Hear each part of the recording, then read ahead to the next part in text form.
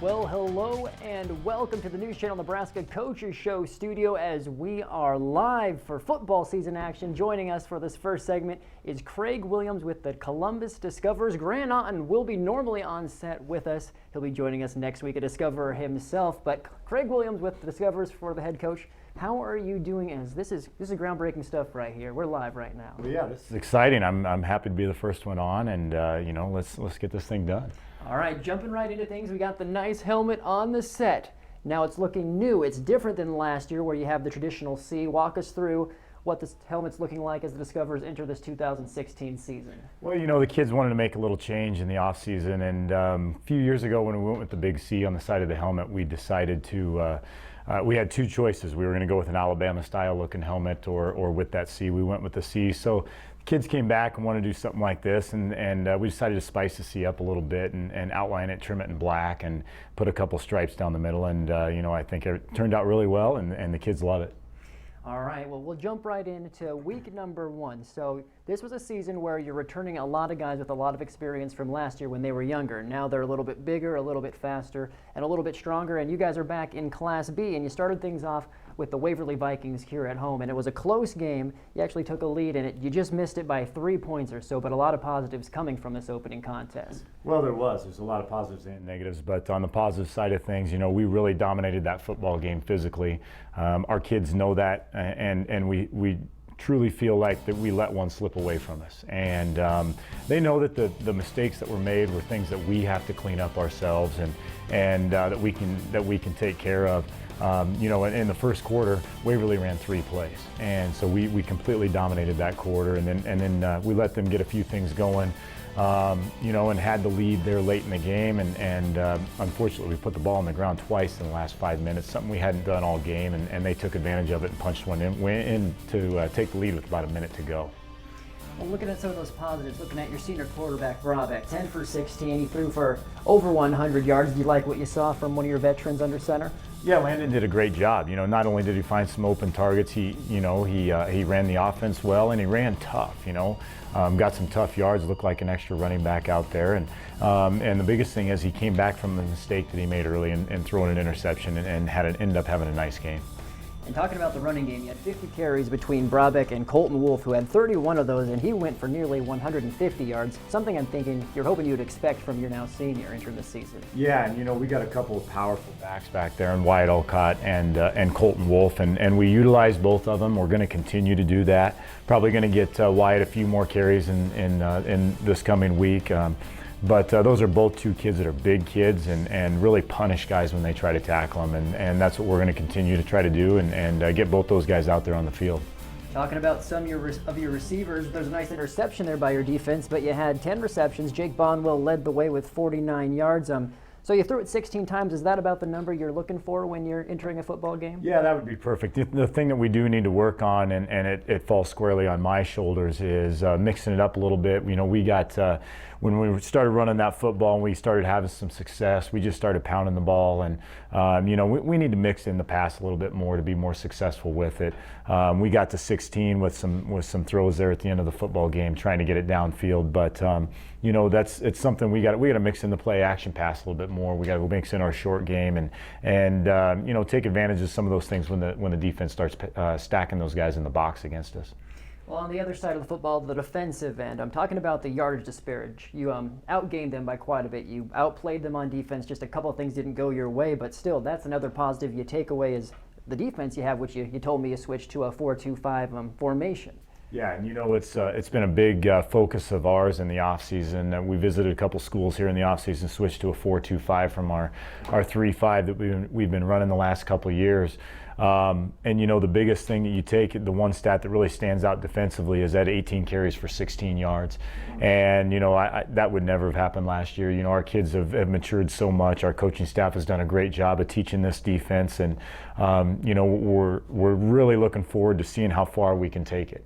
We held a very, very good quarterback to about 140 yards passing, on Friday night. And anytime, now he ended up getting us there in the end, but, they did a great job all night. To hold that offense under 200 yards was outstanding, and they're going to face another test this week. And normally when you enter a new scheme, sometimes you might say, well, there's that learning curve, or there might be a few mishaps or blown coverages, but it seems like they picked up on it pretty well. What do you attribute that to in game one? You have results like that.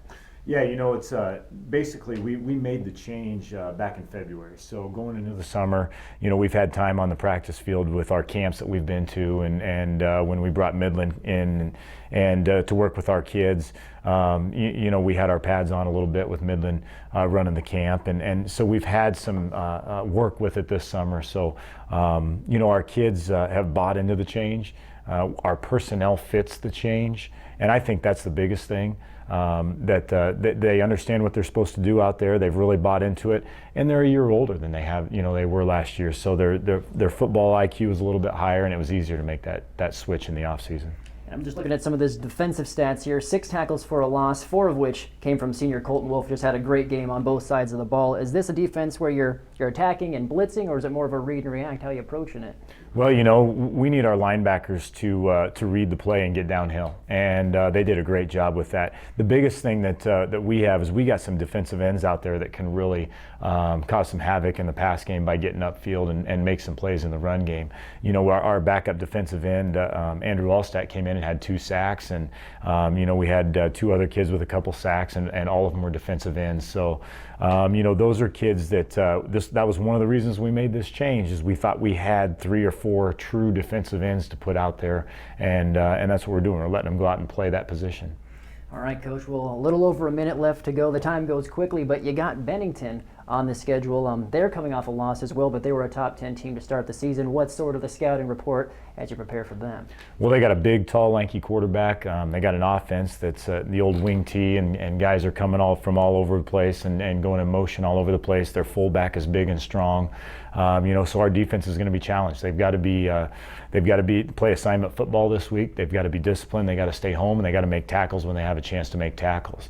If they do that, I think our offense is going to bounce back and put up more than 14 points. They're taking that as a challenge this week. And we just got to go be physical. And we were very, very physical on Friday night, more than we have been the last couple of years.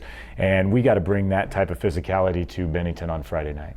All right. Well, wrapping this one up, you're back in Class B. How do you feel that that's going? I mean, you're only 1 game in, and you're used to going back and forth, but you feel like this is a better fit for the Discoverers, or would you rather be in Class A? Well, to be honest with you, we just want to play, and we just want them to leave us alone, stop moving us up and down, and give us a chance to get to know some teams and some coaches, and so we can kind of find a home. So hopefully the moving up and down is done, and we'll see how it goes from here. All right, Coach Williams, we'll appreciate you stopping in for our first ever live coaches show here on News Channel Nebraska. Columbus Discoverers getting ready to take on Bennington this Friday. We'll be having all the news and the recap of the contest, wishing them the best to get that first win of the season. I'm Brandon Axmit. Stay with us because head coach Kurt Frenzen of the Lakeview Vikings is stopping in next here on the Coaches Show.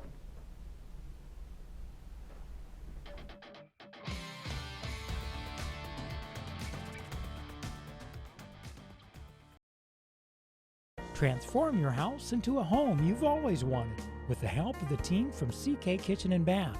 They're committed to updating your space, and they have the tools for you to view your renovation before they start. They offer cabinetry, countertops, onyx, and more to give you brilliant home renovations. Whether you're looking to update the place where your family gathers or want a luxurious, relaxing space, they're here to help. CK Kitchen and Bath, where the ordinary becomes extraordinary. Hi, I'm Dee Hansen. I'm the Marketing Director, and we would like to introduce you to Bank of the Valley. Community-minded, family-centered, measurable relationships. When it comes to your business, agriculture, and personal banking needs, trust Bank of the Valley. We're obviously a locally owned bank, but we're also a bank that's very involved. The most important thing is when you walk in the front door, everybody knows your first name. We are small town banking with all the modern conveniences. Bank of the Valley in Bellwood, David City, Platte Center, Columbus, and their new location in Humphrey. At Home 360, they invite you to experience the difference by thinking outside the box when it comes to every aspect of flooring your home. Home 360 will help you transform your home with a huge selection of the area's most popular products and a design team that stays on top of the latest trends and the most classic finishes. Give Home 360 a call today. Home 360 located at 2409 14th Street in downtown Columbus. If you can dream it, we can do it.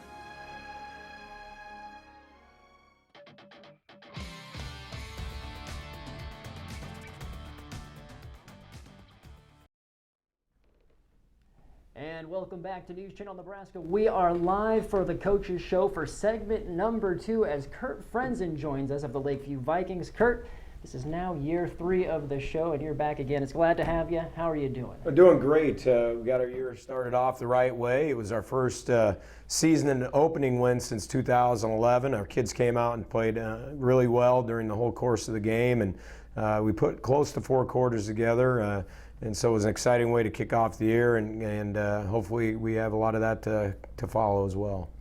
And 30-14 was the score against Milford Dorchester. Now, I don't want to ask you, was this a surprising result? But you hadn't won your opening game since 2011. And talking to you preseason, there was a lot of question marks coming in for this team, but they obviously rose to the occasion in week 1. Yeah, we graduated about 95% of our offense or so from last year. So it was one of those things where once we got going into the game, I kind of got a comfort calling plays, and it seemed like the kids got some comfort running plays as well. The one thing I liked about it is I thought we responded really well just to a couple things early adversity-wise. As far as being a surprise, I wouldn't say it was really a surprise. We felt like we had capable kids coming back this year. It was just a matter of them getting back, and our experienced players kind of getting back and getting after a little bit, and then the younger players getting in and getting some things done. But I thought, overall, our prep was really good leading up to that game. And you know the deal, if you prepare well, chances are you're going to play well. And I thought they had a really good focus and did a great job of preparing for that game, and they were rewarded with a nice win. And 20-7 was the score at halftime. Walk us to how you guys got that lead going into the break after 2 quarters. Well, it was pretty back and forth defensive battle, to be honest with you, to start the game. We had put some drives together, and we held them to a lot of 3 and outs. So we were feeling really good about where our defense was. We'd had a couple miscues on offense, and kind of held us out of the end zone. We were able to shake Nick Dolezal loose on a hitch route. He broke an arm tackle and took it in from probably 40 or 50 out. I can't remember exactly what the distance was, but and did a really good job of, like I said, breaking that arm tackle and getting some yards after the catch. Our next score came just on a nice counter play to Jordan Jansen. Our line did an excellent job blocking. Jacob Frenzen was the lead back on that. He led up through and did a nice job, and we were able to shake Jordan loose, and it was just a great way to extend the lead a little bit.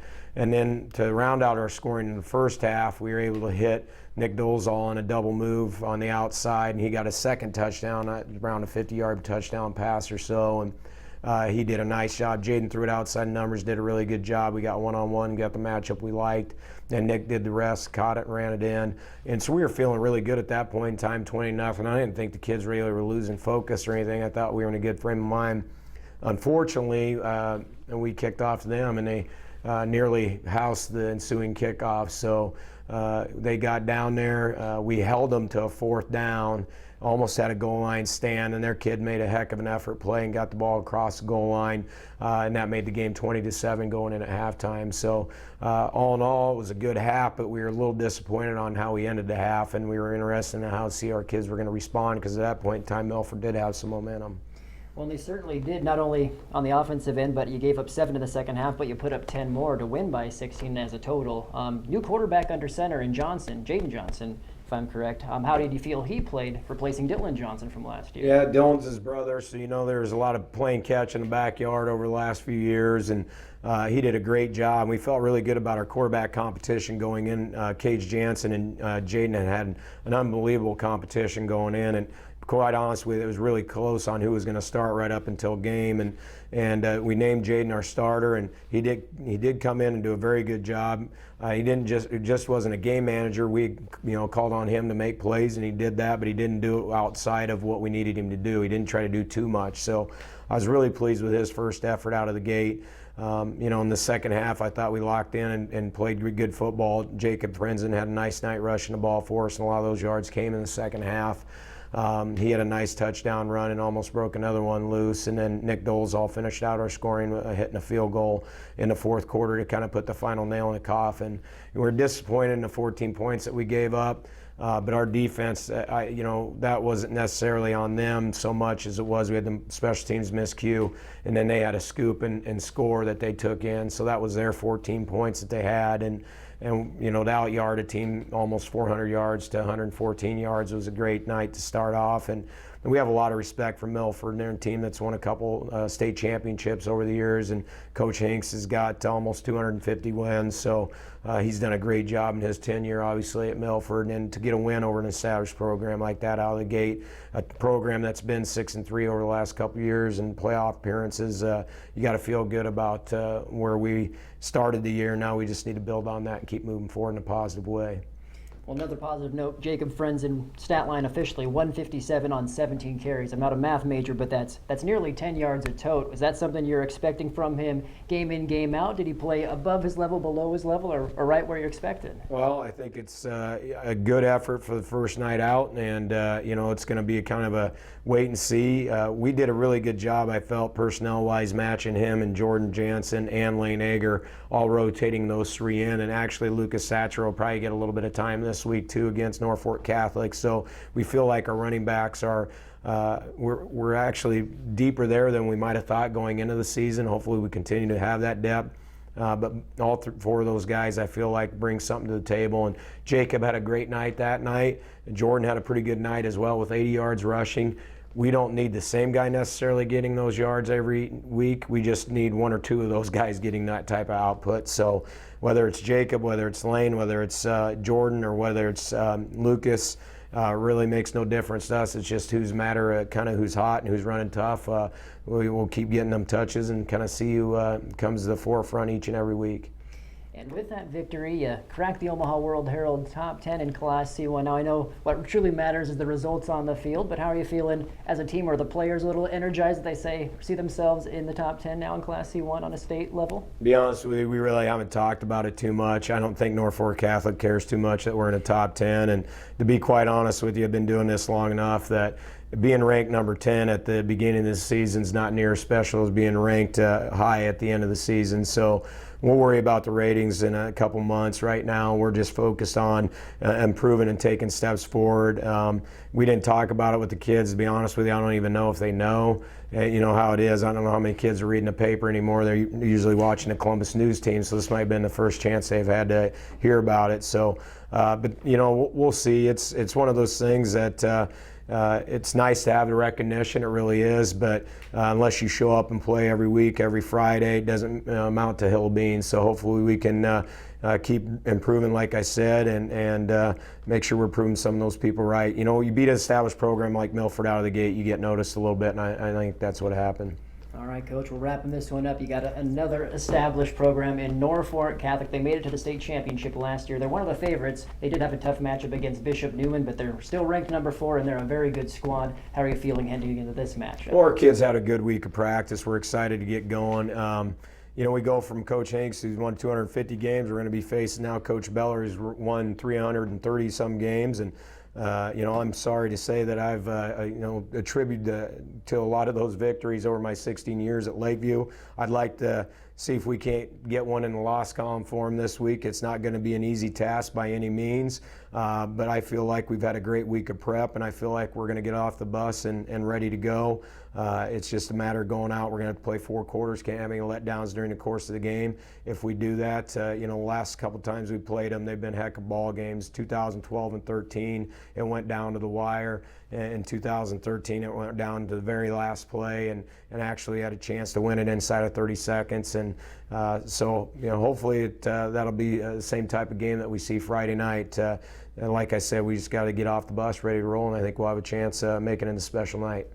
All right, Coach. Well, wishing you the best of luck as you head up to Norfolk. The Lakeview Vikings taking on number 4 Norfolk Catholic, looking to improve to 2-0 on the young season. I'm Brandon Axman. He's Kurt Frenzen. Stay with us here on the Live Coaches Show as we'll be hearing from SCOTUS head coach Tyler Linder to wrap this one up.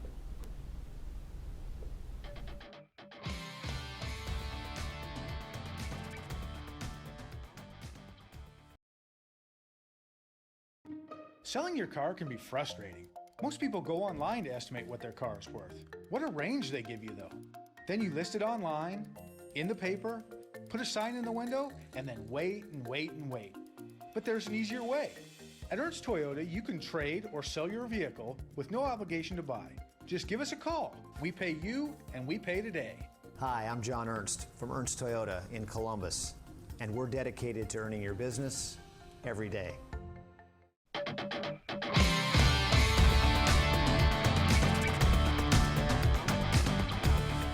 And welcome back to our third segment here on the Coaches Show. Head coach Tyler Linder of the defending C champs go to Shamrocks with us after a Week 1 victory. How are you doing, Mr. Linder? Very good, very good. Happy to be here. We're glad you're here. Let's jump right in. So you had Wayne, Week 1. A lot of offense, actually. 37-20 something was the final score, but you guys came out on top. Yeah, we started the game really well. I think our offense was clicking right away. We scored 21 straight points in that first quarter, and it looked like we were going to continue to roll in that direction. But much to Wayne's credit, they came back swinging and got 14 points on the board to kind of reduce the deficit, and went into halftime 28-14, and then they came out swinging with some great adjustments in the third quarter. So we had a nice ball game going into the fourth quarter the other night. Now, was this sort of a surprise with Wayne? Not necessarily always a power, at least in recent times. Did they catch you by surprise, or are they a pretty good team this year that people need to look out for in C1? No, they are a great team. They brought a lot of guys back. I was very impressed with their skill guys, and their line is big. So we knew that we were going to have a challenge, and our kids came out, started the game hot, but I think we kind of went on a little bit of cruise control mode, and Wayne did some very nice things schematically with their offense to attack our defense. A lot of things that Norfolk Catholic did in the state championship game against us that caused us some problems. They did as well. So they were very well coached. We were just fortunate enough to kind of regain our composure and have a great fourth quarter. And of course, the big storyline for you guys coming into this season was last year C1 champs and 20-some seniors gone. A lot of new faces stepping into prominent roles. Some other juniors that got a lot of playing time came in. But how did you feel the new guys came in and played against the first game in Wayne? You had a freshman quarterback in Tyler Palmer, as well as some other guys like Strecker filling the roles of Boss and Dodson that was left at fullback, and the list goes on and on. Yeah, that's a pretty long list of guys that we had to replace from last year. But I think our guys have stepped up, tremendously. I don't like to even listen to people when they say, like, well, you're going to have a huge drop-off. We don't see it that way. Our guys are very talented and very capable guys, and they showed it, on Friday night. So there are some things to work out, but that is every team in Week 1. We weren't the sharpest, tool in the shed on Friday night. So we have to clean some things up the rest of the week in order to get ready for Bishop Neumann. And Evan Shohan stepping in the tight end role. Dalton Taylor, your receivers. 2 huge targets in the passing game was something that was working well, especially early on with a freshman quarterback, no less, slinging it. Yeah, I think our passing game is taking a step in the right direction. Coach Pellon is our offensive coordinator and calls great games all the time, and so it was a point of emphasis in the offseason to really enhance that passing game. And you go from having what was it? We only had 1 passing yard in the state championship game last year to having 150 in Week 1. So that tells you, the importance that Coach Pellon, put on it in the offseason, and it showed on Friday. I don't want to harp on this too much, the freshman quarterback, but did that exceed expectations with a 9th grader coming in, or were you expecting him to throw for over 100 yards, with those 2 big targets? Yeah, well, Tyler Palmer's a dynamic, kid, and he had a tough quarterback battle all summer long, and so they, all those guys at the quarterback spot pushed one another to be, the best version of themselves, and so, Tyler Palmer came out, started on the Friday Night Lights, his first start ever as a varsity quarterback as a freshman. That's a feat that doesn't happen too often, and he performed well. Especially in that first quarter, he threw some very nice balls to Dalton Taylor and the like, and so we were pleased with his first performance. But it's one of the things that we say all the time, not just about TP and our kids, but it's about our program. We're happy, but we're never satisfied. So we always want to encourage our guys and our team to be better each and every day, and that's something that we're working at right now. And looking on the other side of the ball, defensively, you have what most would say a much bigger test this coming up week with Bishop Neumann as compared to Wayne. You said some schematic things that needed to be worked on. How do you feel your defense is at the athletic defense, the defense you like to blitz and do after week 1 heading into this big game coming up? Yeah, again, there's lots of things to polish up. I think we had a lot of question marks going into week 1 defensively. We didn't know exactly who was going to play, exactly where yet. It's hard to gauge exactly who's your best linebacker when you're not going up against, varsity opponents in practice. We're going against younger guys in practice, so it's kind of hard to see, the errors in our ways. So we played a lot of different guys last Friday night just to see who would be, potential candidates for a starting role. And I think we've answered quite a few of those questions. We had a lot of guys step up and play, extremely well. So we're a young defense. We're learning, we're growing, and I promise you that we'll be a much different, defensive football team, in weeks 6, 7, and 8 of the season than, compared to week 1. And some of those names, Strecker, Shohan, Halligan, some names that were on the defense last year, but who are those guys that are stepping up into the roles on the defensive end? You hit quite a few of those guys. I think our big leader on defense is Evan Shohan. He's our was our leading tackler last year, returning at that strong side inside linebacker for us. He just does a phenomenal job. But the guys in front of him on the defensive line are the guys that are kind of our strength. We return almost every single one of our defensive linemen. Mitchell Halligan is a great explosive talent there. We've got Duncan Pachaza, Brandon Wynn, Wyatt Gutzmer. So our defensive line is going to be a real strength for us. But we've had some upperclassmen step up, a few juniors and seniors that are going to fill some great roles. Matt Strecker is a returning starter from the state championship team, and he's doing great. I like Will Sonderman, who's a senior. He'll be starting at our Mike backer for us. Kyle Kobza can hit like a dump truck. He's a phenomenal guy. And then to kind of spill those guys a little bit, we've got some young guys like Eric Mustard came in and played well the other night, and so we're excited about the opportunity with our defense. Well, they're going to be tested, no doubt, this coming Friday. Arguably one of the biggest games in the state, biggest game in C1 by far. It's 1 versus 2. So how are you guys feeling as you approach this game against Newman, a team with Vedral, who's a Nebraska commit, and a lot of star players on that team? Yeah, we're excited for the opportunity to play a very quality opponent. We've been playing Bishop Newman the last several years. We've been fortunate enough to come out on top, and they return a ton of guys. Their skill set, especially with Vedral at the quarterback, and they've got some dynamic receivers out on the edge. So we're going to have to play, mistake-free football. We're going to have to play inspired defense, and we're going to have to get, take our breaks when we can in the kicking game. So very excited for the opportunity. It's gonna be a great atmosphere. It's already starting to feel as if it's a quarterfinal or semifinal type of atmosphere. This is a big game with two really good football programs going toe to toe. I'm just really happy that we get to wear green and play in Columbus this week. Are no stranger to big games in terms of last year in the playoffs. So you're used to approaching them, but how do you attack this game, especially with a freshman quarterback, or how are your players psyche-wise as the practice is getting closer to the game Friday? I personally try not to get too over-amped up for any one particular game. I think, in all honesty, the state championship game last year, I was nervous and excited, but I think I may have been a little bit more calm for that one because I knew that was going to be our last game regardless, win or lose. So kind of our mentality, at least from our coaching staff's perspective, is business as usual. We know what we need to do to be successful and to win football games, and to go outside of that is not, where our strengths are.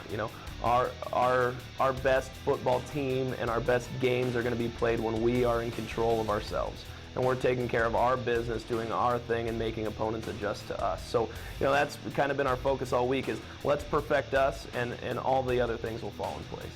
Well, Coach, I'm excited. A lot of people here are excited all around town. I'm sure you are as well. Wishing you the best of luck as you take on top-ranked Bishop Newman. We'll be broadcasting that one live, so hopefully it's for a win. Yeah, it'll be a great atmosphere. So, encourage people to come out and support the Rocks as we, start our home opener on Friday night. That's Coach Tyler Linder, the Scottish Shamrocks, number 2 in Class C1, taking on top-ranked Bishop Newman Friday night. Wishing them the best of luck, as well as the rest of the Columbus High Schools, Lakeview and Columbus High, as we wrap up this week's edition of the Coaches Show. Be sure to tune in on Wednesday next week at 7 p.m. We'll be recapping the games on Friday and looking forward to the Week 3 contest as well. I'm Brandon Axmith signing off for our Coaches Show.